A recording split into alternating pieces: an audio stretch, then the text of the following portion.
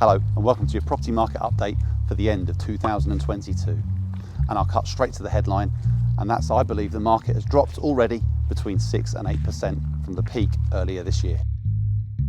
And what a contrasting year it's been.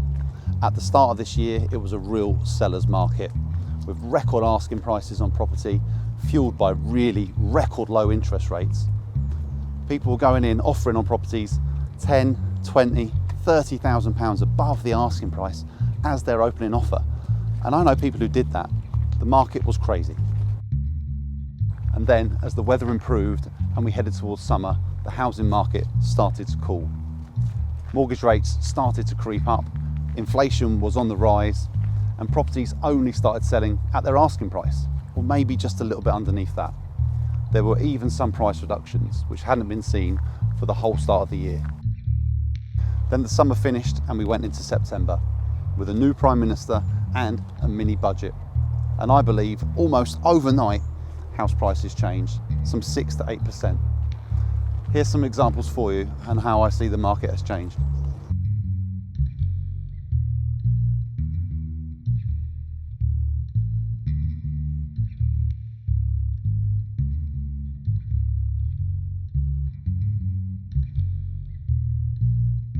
So do I think the market will drop any lower than it has?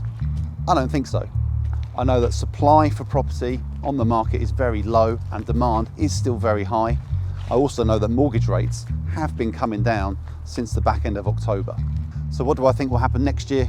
Well, I believe mortgage rates will still come down. They won't be to the 1% they were earlier this year, but they will certainly drop down to 4s, who knows, maybe lower than that. So I think the property market will stay relatively flat for most of next year, with maybe a slight increase of maybe 2 to 3% towards the end.